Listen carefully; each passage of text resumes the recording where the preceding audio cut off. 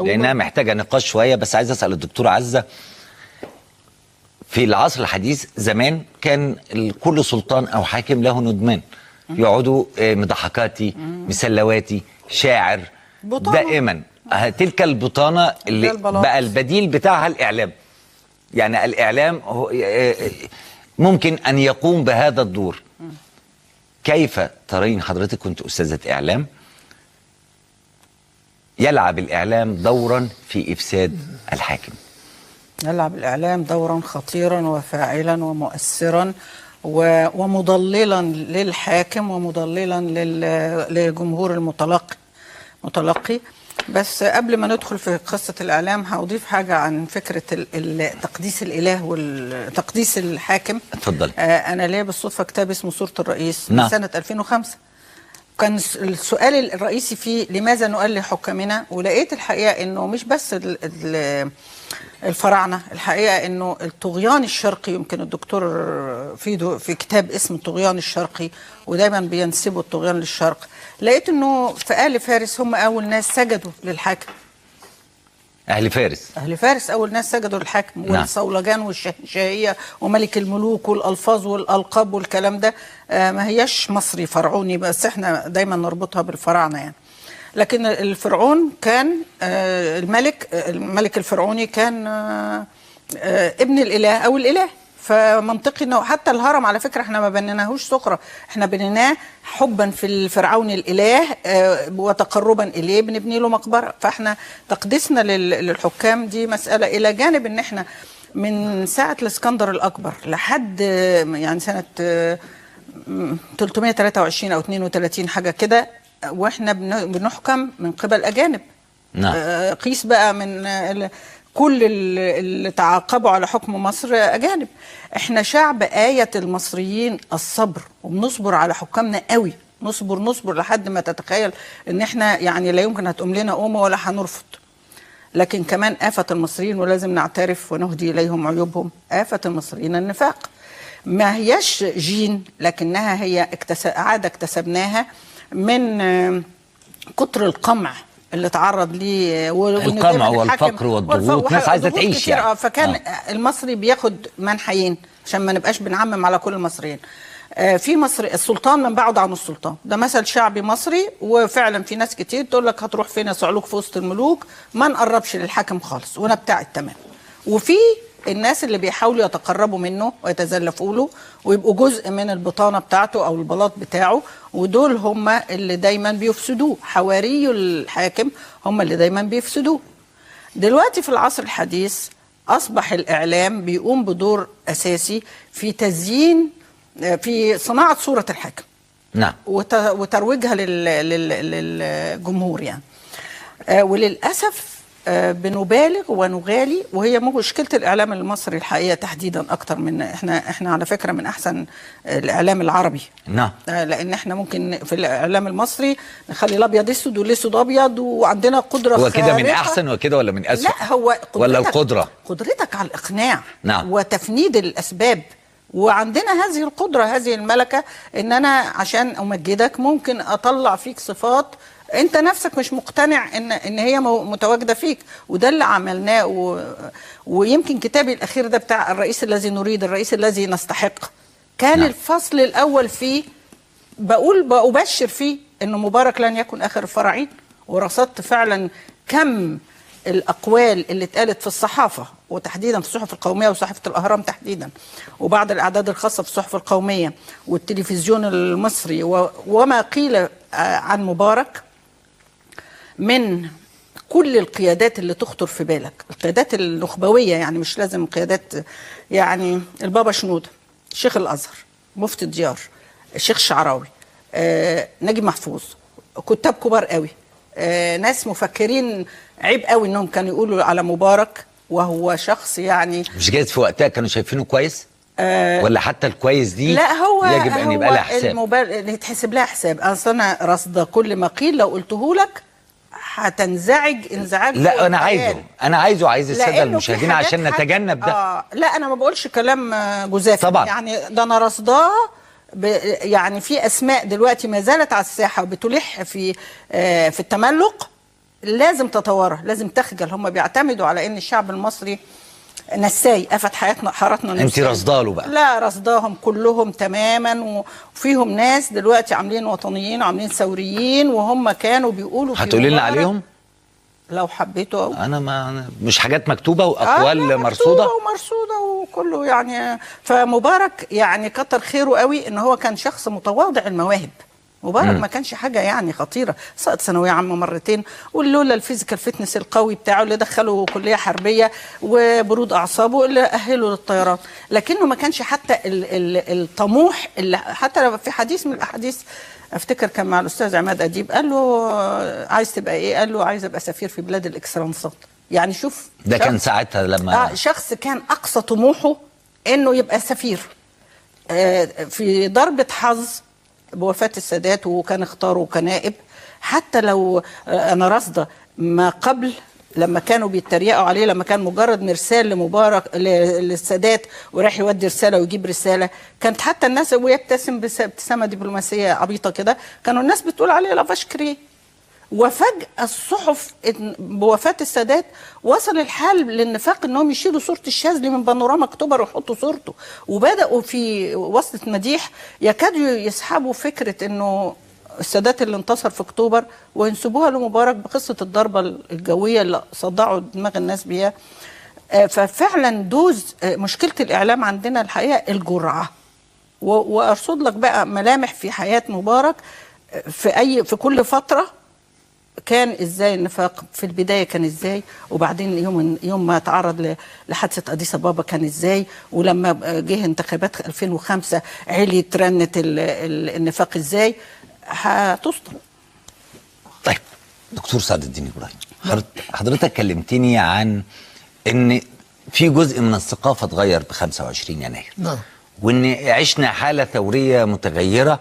هذه الحالة هي اللي أعتقد أنها نجحت في إسقاط مرسي، نفس الحيوية والقوة، مجرد أن شموا ما قعدوش كتير. يعني أيوة. فكرة الانتظار هنا اتغيرت، وفكرة أنه يستنى على رئيسه اتغيرت.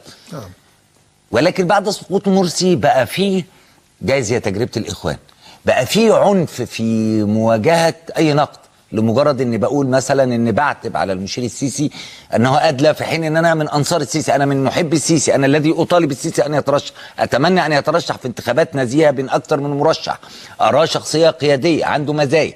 ولكن مجرد ان تنتقد مبالغات في التعامل معه او ترى بوادر للتأليه، تجد وجموع لازم احترمها لانها ليست اعداد بالقليله بتغضب جدا، ترجع لنفس الفكرة. هل ده ارتباط بشخص ولا الثقافة القديمة بتطغى أكتر؟ يعني طبعا الإجابة ربما الأكثر دقة إنها خليط من هذا وذاك. نعم. في شيء من الأبوية يبحث عنه الناس. الحاكم مش بس الحاكم الإله، لكن الحاكم الأب. وهو للأمانة الرجل في أحاديثه المحدودة القليلة اللي أدلى بها كان يتحدث بأسلوب لين جدا، وشعب لم يجد من يحنو عليه. كان عندهم حد بيزعق في وشهم على طول. بالظبط. اجيب لكم مين وانتوا كتار. هذه اللهجة الحانية طبعا فكرت الناس بأنهم محتاجين قيادة أبوية، فده عنصر بيساهم، واعتقد انه يساهم. كذلك اعجاب سيدات مصر به اعجاب شديد جدا. والرجال لا. انا بتكلم عن السيدات. والرجال معجبين. انا قلت ما جابش سيره الرجال، وانت عندك راجل اهو. احنا عندنا تحفظات. انما انا بتكلم عن ظاهره احنا رصدناها في مركز الانتخابات. ليه ما تكونش النساء دي برضو لها علاقه بانه لقوا فكره الاب او الشخص الحنين؟ الحنان بالظبط. احنا مجموعه شباب مسمين نفسهم شباب الثوره، وعاتبين جدا على الاعلام، نتكلم عن الاعلام انه اهمل شباب الثوره، ومتحدث باسمهم اكد عليا لما عرف ان انا جاي البرنامج ده انك تدعيهم مره انتوا نسيتوهم خالص. لا انا جبتهم كتير. طيب. وتعرضت لهجوم شديد ان انا بجيبهم، بس بجيبهم. طب كويس. شباب الثوره دول معاهم محدث باسمهم اسمه شريف ادريس، قال لي قول للاستاذ خير رمضان يدعينا مره عشان نقول له احنا بنفكر فيه وعايزين ايه. ما هو انا ما بقتش عارف مين شباب الثوره، لما بجيب حد يقول لك دول خونه، ما بقوش لا ثوريين. يمثلوا ولا الثوريين هم دول، تجيب دول يقول لك انت مش عارف دول ايه اساسا، دول اخوان. فبقتش الخريطه اتلخبطت. الخريطه بقت صعبه. كل حد تدعيه يخليه يكتب لك اقرار على نفسه. لا ان يكون ما دي. يكون، ولكن هم ماشي. نفسهم بينهم وبين بعض. انا بالنسبه لي هنا اللي يتفضل ويقول وجهه نظره، ما عنديش طيب مشكله. طيب الرساله وصلت. حاضر. طب الحمد لله. انا عايز بس اضيف الامثله الشعبيه الكثيره واللي رصدها استاذنا رحمه الله الدكتور سيد عويس في كتاب اسمه تعبيرات شعبيه وهتاف الصامتين ورسائل الامام الشافعي. نعم. الراجل مبدع. فضمن الامثله اللي قالها عن السلطه، العين لا تعلو على الحاجب، اللي يجوز امي يقول له عمي، ويمكن الباب اللي يجي لك من ريح صدر مستريح. حاجه اقول له سيدي. ايوه بالظبط. خلينا ماشيين جنب الحيط. والحياه سنه ومسح الجوخ فرض. وانا برضو عايز انتهز الفرصه برضو في البرنامج ده واقول ان هذا العام هو المئوية سيد عويس، يعني اتولد من 100 سنه. الله يرحمه. والاتحاد روسيا من كل بلاد العالم محتفيه جدا بمئويته، واحنا مش واخدين بالنا. واليونسكو محتفل. واحد من اهم اساتذه علم الاجتماع السياسي في مصر في المنطقه. فانا برضو بوجه دعوه لحضرتك انك تشيد بهذا، وربما تستضيف بانل من تلامذته الكثيرون. حاضر. يتحدثوا عن مناقب هذا الرجل. خلاص يا جماعه، الدكتور سعد عمل لنا اجنده الاسبوع الجاي. الحمد لله. خلاص. انا من اول تلامذته. والله. فالراجل ده كشف عن اشياء كثيره جدا في التراث المصري والثقافه المصريه في كتاب رسائل الامام الشافعي. واللي اخذ الرسائل دي ورجع لكتاب الفلاح الفصيح من ايام قدماء المصريين، بيوريك الاستمراريه. واحنا بنتكلم عن الثقافه وقد ايه الثقافه النهريه. احيانا البلدان زي ما الدكتور عزة قالت، في الصين، في ايران، في الهند، البلاد اللي فيها انهار عظيمه، الفولجا حتى في روسيا، تلاقي كل اللي عاشوا حوالين النهر وعارفين النهر ده هو مصدر الحياه قدسوا حكامهم. بس احنا كنا قبل بقى ايران وقبل كسرى ب1000 سنه. احنا منطقنا اللي ملوش كبير يشتري له كبير. بالظبط. فانا يعني بنتهز برضو. طب هو ده منطق كويس، بس بيبقى الخطأ في الحاكم. يعني اللي ملوش كبير يشتروا له كبير، ده منطق اخلاقي شويه، اقرب الى المفهوم الاخلاقي لاحترام الكبير بما لديه من خبره وخلافه. هل احنا شعب كنا بنعمل ده بحسن نيه وبتلقائيه، ولكن الحاكم هو اللي بيجي بيفهم ده غلط ويستبد؟ نعم. احنا اللي بنفرعنه. نعم بالظبط. وعشان كده بنقول ايه؟ السلطه مفسده. والسلطه المطلقه مفسده مطلقه. نعم. والسلطه المطلقه الممتده تجلب الخراب على صاحبها وعلى شعبها وعلى وطنها. ومن هنا الحكمه في الدستور الجديد بتاعنا انه عمل تيرم ليميتس، انه حدد فتره الرئاسه 8 سنين، دورتين 4 و4. ارجو بقى ان مفيش حاكم يتحايل. انت هتطالب الحاكم بانه ما هيتحايلش، ولا تطالب الشعب بانه ما تخرجش في مظاهرات وتهتف وتقول له نرجوك احنا عايزينك؟ لما عمل التمديد ده كان بناء على وصفه وقالوها قدموها له. نعم. لكن هو ما تطوعش. لا احنا لسه هنوصل للنخب. يعني انا بتكلم في القاعده الاعرض اللي هي قاعده الشعب. ما احنا كمان ممكن رئيس يفاجئ بان جموع من الشعب خارجه وبتقول له لا عايزينك، انت راجل كويس. احنا شعب محب على فكره الديمقراطيه اللي امريكا بتصدرها لنا. سوري ان انا دخلت في الحديث انما يعني فكره الديمقراطيه اللي امريكا بتصدرها لنا دي فكره الرئيس اللي 4 سنين وبعدين نتنازل عنه ببساطه شديده ونتخلى عن، لان هم بيحكمهم ممكن يبقى العقل بس، لا ما بيتماهوش في شخص الحاكم ولا بيحبوه ولا يعني يؤلهوه ولا يذوبوا فيه. هو موظف بيجي موظف كبير عنده حسن إدارة يؤدي مهامه في فترة محددة وتتخلوا عنه ببساطة. احنا بنرتبط عاطفيا بالحاكم بتاعنا، فمش بالسهل قوي انك فجأة تلفظه كده ببساطة، إلا إذا كان مستبد زي مثلا واحد قعد سنة ده معناه فقلنا إيه؟ يعني مشينا. لا أنا عايز أترجمها. يعني أنت مش مع فكرة إن علشان هذه النظم الديمقراطية فتدي للرئيس 4 سنين و4 سنين، لا مانع إذا كان عادلا وإذا كان ناجحا إنه يقعد علشان إحنا بنحبه؟ لابد أن يعني نعترف إن إحنا شعب، مش هقول أحسن ولا أوحش، مختلف. احنا طبعا احنا شعب مختلف، فمزاجنا كده، مزاجنا في الاختيار كده. يعني الدكتور سعد قال مسألة الحاكم الأب، أنا برضو راصدة المسألة دي. هل احنا مزاجنا الرئيس الأب، الرئيس الأسطوري، الرئيس الكاريزما المهاب؟ أيوة احنا نص عندنا في مثل بيقول نص الحكم هيبة إن لم يكن هناك رئيس مهيب. احنا كمان بس أنا خايف نكون لفترة طويلة الحقيقة همشنا وكنا مبتعدين جدا عن السياسة. ففي هذه الحقبة لما احنا صحيح بعد يعني أنا حطيت فرضية كده إنه بعد 25 يناير بالضرورة إن الشعب المصري حصل فيه تحول، والتحول في الشخصية وارد بعد الثورات والحروب وتغير القيادات، وده علميا وارد. تمام. فأنا تصورت إن حطيت فرضية بإن احنا خلاص هنتخلى عن فكرة الرئيس الكاريزما اللي زي عبد الناصر المهيب، مش عايزين ولا عايزين الأب ولا عايزين البطل الأسطوري ولا البطل الشعبي. أنا كنت لسه هقول لك، لكن بظهور المشير السيسي بعد 30/6 حسيت إن فرضيتي كانت فيها جانب من الخطأ، لأنه إحنا أول ما ظهر لنا شخص حسينا فيه البطل المنقذ الشجاع، مجموعة السمات اللي كانت الشعب بيطالب بيها، حتى تنازل عن بعض السمات. أنا كنت راصدة بعد 25 يناير إيه السمات؟ الرئيس الحلم، فكانت من أهمها إنه جريء شجاع شاب ومش عسكري.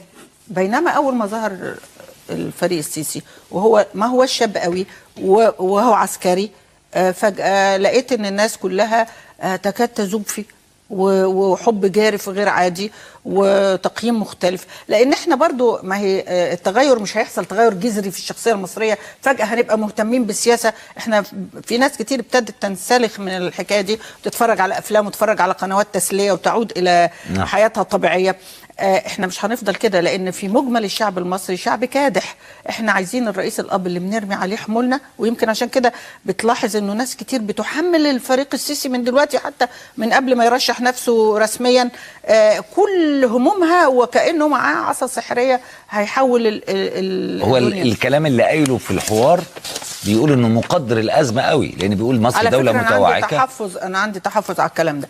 انا اعرف الاستاذ الجرالة، الاستاذ الجرالة صحفي جيد، صحفي طبعا رئيس تحرير، فهو عايز، هو ممكن في الحديث الصحفية حضرتك عارف انك ممكن اقول لك معلومه، لا اقول لك معلومه واقول لك دي مش للنشر. نعم. لك او تعبيرات هو حب انه بس ده تخمين، لا يمكن، لا ده تخمين.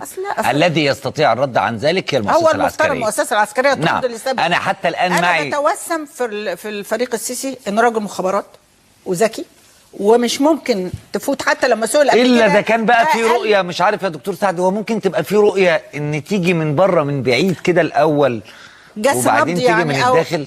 ممكن. وارد ده يحصل. وارد. بعقليه رجل المخابرات. في نظريه احنا مش شايفينها ربما انتوا شفتوه في لان بالمنطق مش طبيعي. هو حتى مسؤول هنا قبل كده قال الله غالب على امره. أيوه. يعني تحتمل وتحتمل لا. هو كان سايبها مفتوحه. لكن انا هذا حسم. هو طبعا لا، لو كانت ده حسم وهو فضل انه يلقيه من حتى ولو كان من باب جس النبض فهي سقطه. لا خطا.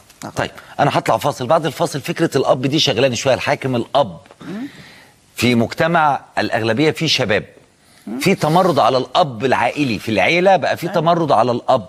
هل يا ترى رغم التمرد على الاب داخل الاسره بقينا محتاج اب اكبر او الاب الحاكم، ولا المشير السيسي بالمعنى انه الاسم المطروح حتى الان هو بيمثل صوره مكتمله للاب الحامي القوي الحنين؟ ممكن هنجمعهم. نلتقي بعد وصل ولا بيتوب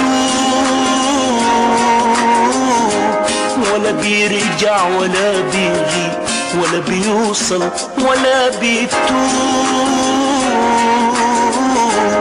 ولا بيرجع ولا بيغيب. إني السؤال ومازال ما جاش عليه الرد، من قد إيه والفين ما جالش عمره لحد ولا بيوصل